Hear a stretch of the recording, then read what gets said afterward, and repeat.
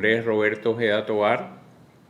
Nací en Caracas en el mes de septiembre de hace muchos años. Pero desde temprana edad yo supe que la música iba a ser mi camino, mi profesión.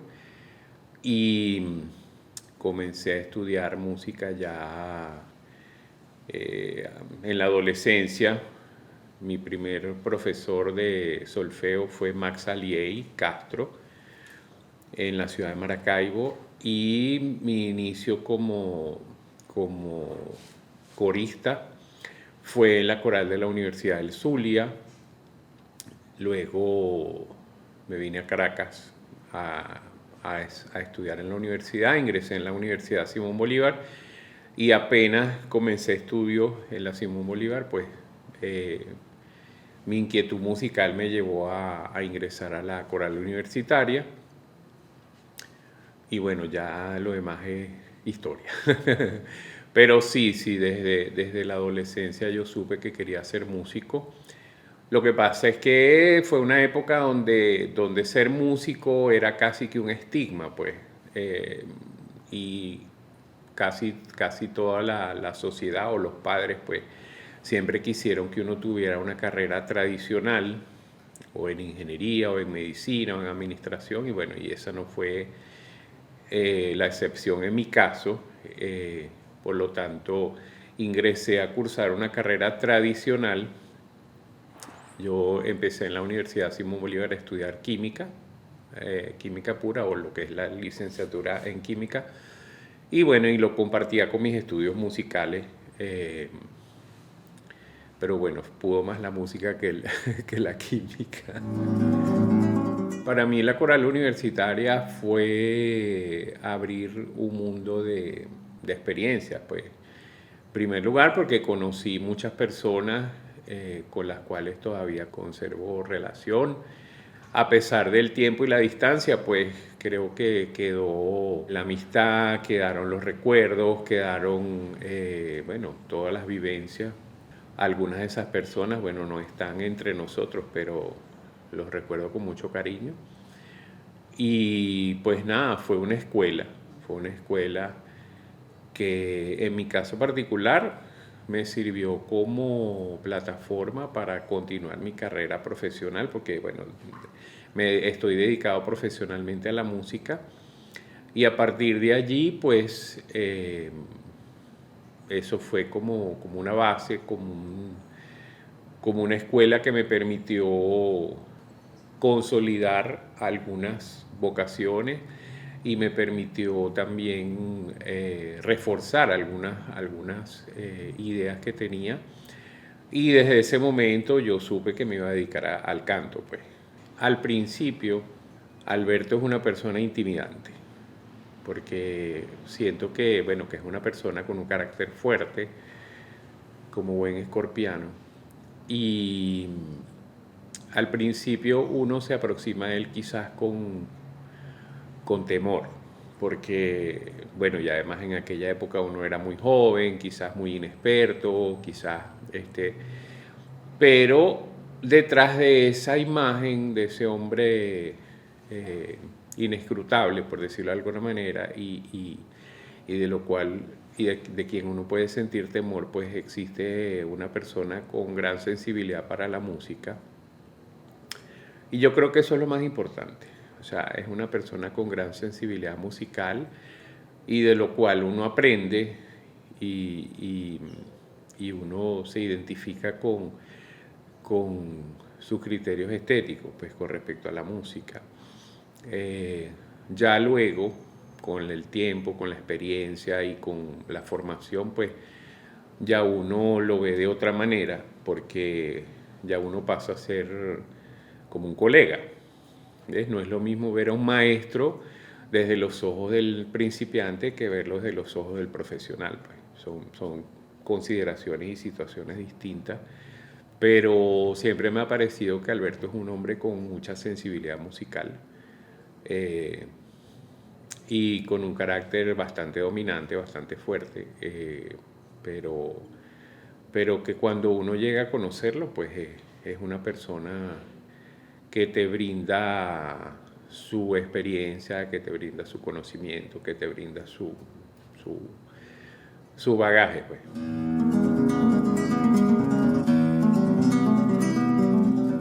La expectativa que tenía la gente con respecto a las posiciones dentro del coro.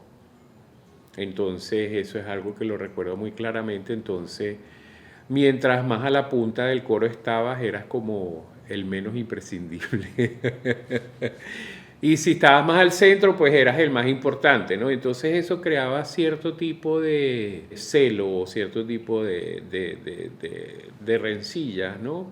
Yo no sé si eran necesarias o no, pues, pero ese tipo de favoritismo, por decirlo de alguna manera, yo lo considero que a veces resultaba nocivo, pues porque se creaban como esa especie de pugna de a ver quién era el más importante o quién era el que lo merecía y el que no lo merecía. Entonces era como una cuestión de premio y castigo, ¿no? Entonces eso sí lo recuerdo claramente. En algunos casos esas posiciones se desplazaban, o sea, tú podías estar de repente en un lado y podías de repente estar en el otro, y eso dependía del nivel de premio o del nivel de castigo que se consideraba en ese momento. Después, con el tiempo y ya como profesional, pues entiendo que quizás esa táctica funciona, pero si el nivel del coro es parejo, que esa es otra consideración que uno debe tomar en cuenta, pues porque cuando tú tienes coristas de distinto nivel vocal o de distinto nivel musical, evidentemente tienes que tener como un fuerte o un piloto donde apoyarte, pues, un pilar donde apoyarte. Pero ya cuando tú manejas coros donde el nivel musical y vocal es uniforme, pues yo creo que esa distinción no tiene por qué salir a relucir, porque se supone que todas las personas, independientemente de donde estén colocadas, pues tienen la misma responsabilidad y tienen el mismo peso en el rendimiento vocal de la agrupación, pues. Eso en el caso, evidentemente, de coros profesionales. Eso no se aplica a coros vocacionales o coros de empresa, coros de iglesia, qué sé yo, eso no se aplica. Pero ya cuando tú manejas un nivel vocal y musical parejo, pues cambia ese tipo de sistema de premio y castigo. Yo estuve en la CUSIP hasta, bueno, que en el año 82 se convirtió en Orfeón Universitario. Yo estuve hasta el año 83, desde el año 79 hasta el año 83, fueron 4 años. Y posteriormente ingresé como miembro fundador de la Camerata Barroca de Caracas, que justamente lo que estábamos hablando, pues era un coro donde el nivel vocal y musical era prácticamente homogéneo, y participé de unos montajes extraordinarios, como por ejemplo el estreno en Venezuela de la Misa en Si menor de Bach, que se hizo con la Camerata, y entonces ya para ese momento yo estudiaba música en el Conservatorio Juan José Landaeta, y bueno, paralelamente continuaba mi carrera, mis estudios universitarios en química, mis estudios musicales en la Juan José Landaeta, y cantaba en la Camerata. Posteriormente ingreso en el coro de ópera del Teresa Carreño, del cual posteriormente me convertí en el director. Fui director del coro de ópera del Teresa Carreño, y bueno, y como te dije, desde ese momento supe que lo mío era el canto lírico, pues. Hacia 1990 o algo así, ¿no? Ingresé a estudiar la licenciatura en música en el Instituto Universitario de Estudios Musicales, en la mención de dirección coral, pues, y allí obtuve la licenciatura, después de haber obtenido la licenciatura en química en la Universidad Central de Venezuela. Pero ya, como quien dice, mi carrera estaba marcada, pues. Estuve dirigiendo el coro de la ópera, también fui director de la coral de la Universidad Metropolitana, también dirigí el grupo vocal sacro, que era un grupo destinado a solemnizar bodas, matrimonios, por ejemplo, misas de difunto, etcétera, etcétera. O sea, era un coro profesional dedicado a cantar en iglesias, pues, y fui director de esa agrupación también. Paralelamente, pues, a los estudios de dirección coral, estudié canto con la maestra Ida Navarro, para mí una de las mejores maestras de canto que ha habido en este país. Y, y después, como unos 2 años, con la maestra Lucy Ferrero. Entonces, claro, ya mi carrera como cantante se orientó a la ópera. Y tuve la suerte, pues, de cantar muchísimo en producciones no solamente del Teresa Carreño, sino canté en el Teatro Juárez de Barquisimeto, en el Teatro Municipal de Valencia, en Barcelona, también en el Teatro Cajigal. O sea, tuvimos bastante oportunidad, junto con el coro del Teresa Carreño, de participar en producciones de ópera de altísimo nivel, en la época en que aquí en este país se hacían hasta 7 producciones de ópera al año, y bueno, y participaba bien sea como director o bien sea, o sea, director del coro, o bien sea como solista. Recuerdo particularmente el año 2001, justamente en ese año que era el centenario de Verdi, se hizo Falstaff, y fue una producción que la disfruté mucho, pues, y en ese año también recuerdo que se hizo un musical de Stephen Sondheim que se llama Sweeney Todd, que era la primera vez que se hacía en Venezuela.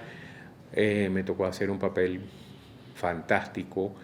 Y bueno, y siempre, bueno, también en el Ateneo de Caracas, que tenía lo que se llamaba la temporada de ópera breve, que se hacían óperas de 45 minutos o hasta 1 hora, y por eso se llamaba así, ópera breve, porque se hacían óperas cortas, pues. Entonces ahí tuve la oportunidad de cantar bastantes óperas de autores contemporáneos, como Stravinsky y esta de Stephen Sondheim, etcétera, etcétera, en producciones hermosas.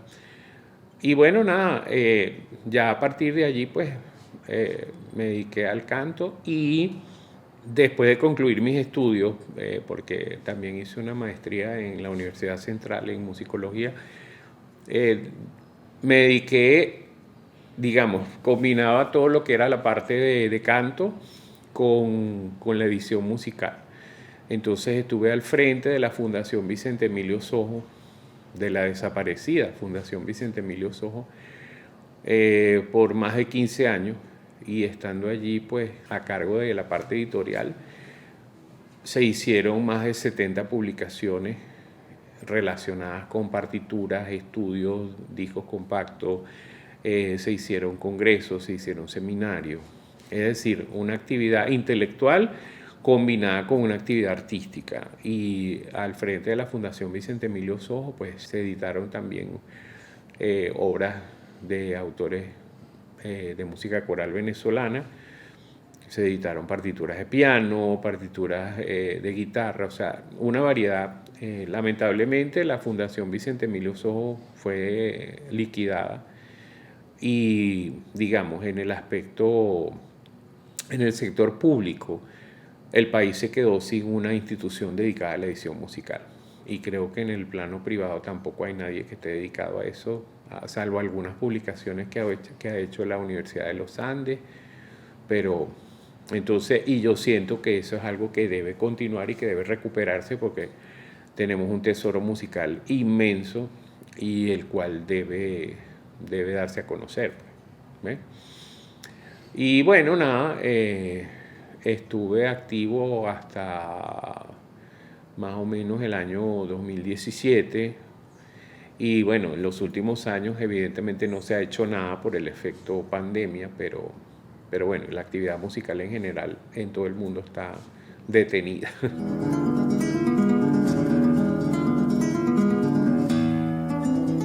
Una de las cosas que a mí siempre me ha preocupado, y me preocupa todavía, pues, de la sonoridad de los coros, es el timbre. Como cantante, yo persigo o busco que el coro tenga un timbre redondo.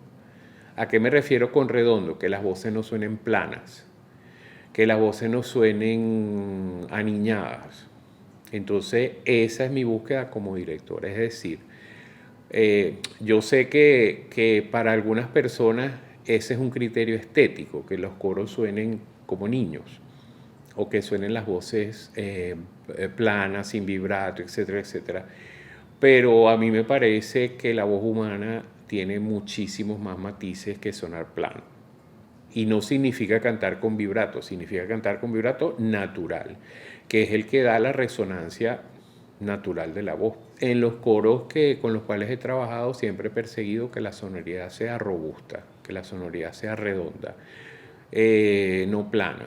Y entonces, claro, eso marca una diferencia con respecto a muchos coros, no solamente vocacionales, sino coros profesionales. Pues hay agrupaciones profesionales en Europa cuya sonoridad es plana y eso es considerado un criterio estético, pero a mí no me gusta.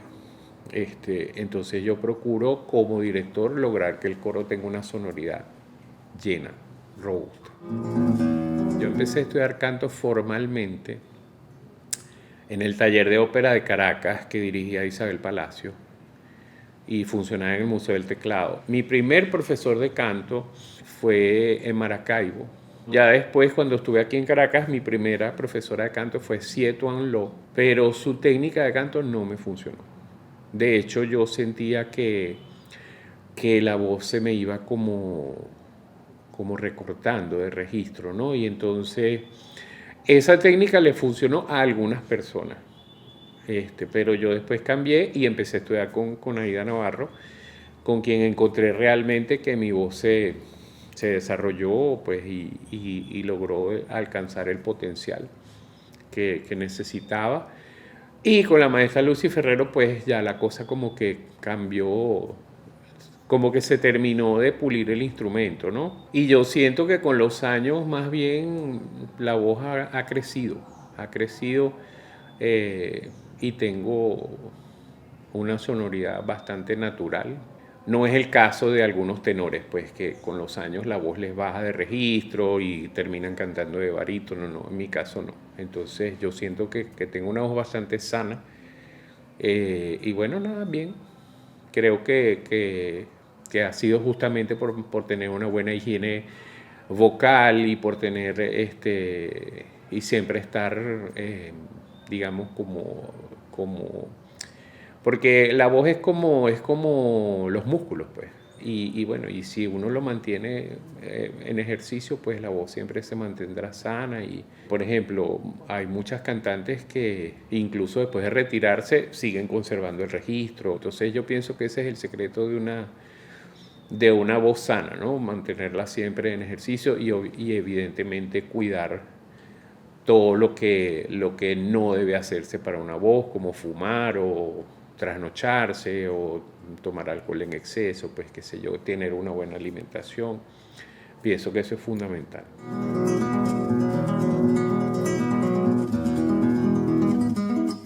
Primero, como iniciativa me parece extraordinaria, porque creo que muchos de nosotros todavía tenemos la posibilidad de hacer, tenemos la posibilidad de crear, tenemos la posibilidad de hacer música y sobre todo tenemos la posibilidad de compartir. Entonces yo creo que eso es bien importante, ¿no? Como iniciativa. Desde el punto de vista humano también me parece maravilloso porque, bueno, porque uno recuerda y evoca situaciones que, que vivimos hace 40 años. Pero más que todo, yo creo que lo más importante es que se ha mantenido el afecto y se ha mantenido la amistad y se ha mantenido, o sea, ha sido, digamos, yo siento que la CUSIP fue un lugar donde no solamente hicimos música, sino que se establecieron lazos humanos importantes y, y a pesar del tiempo y la distancia, pues están allí. Y claro, siempre hay las personas que fueron más afines unas con otras y eso es inevitable, como en todas partes. pero, pero como iniciativa me parece maravillosa, de verdad que sí. Y bueno, de nuevo gracias por invitarme a participar y pues nada, estamos a la orden para lo que los proyectos que se puedan idear o las iniciativas que se puedan tomar, pues si están mis posibilidades pueden contar conmigo. Me encantaría que pudiéramos, o sea, reunificarnos o volver a juntarnos, pero para hacer música. O sea, eso me encantaría. De repente pensar en un proyecto específico,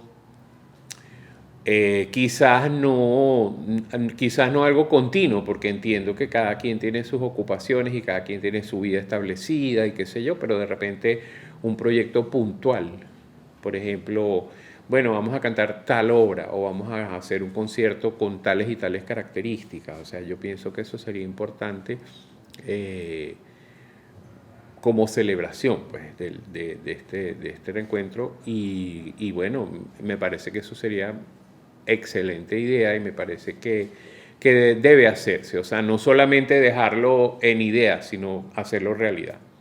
Quizás un concierto con un programa específico o con una obra específica. Desde el punto de vista personal, yo siento que quedaron cosas por hacerse. Quedaron cosas por hacerse y bueno, y como te digo, pues muchas personas al iniciar una vida profesional, pues se desligaron de eso o se desligaron de lo que era la CUSI, pero siento que muchos de nosotros quedamos con ganas de hacer más, ¿no? Independientemente de que, por ejemplo, en mi caso yo haya desarrollado una carrera musical y otros se dedicaron a su vida profesional como ingenieros o arquitectos, biólogos, etcétera, etcétera. Pero sí sería una idea de verdad fascinante poder hacer un proyecto musical.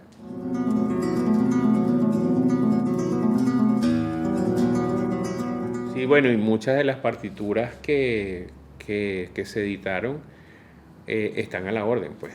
Porque, por ejemplo, como investigador me dediqué a la música colonial venezolana, cosa que es un territorio inexplorado.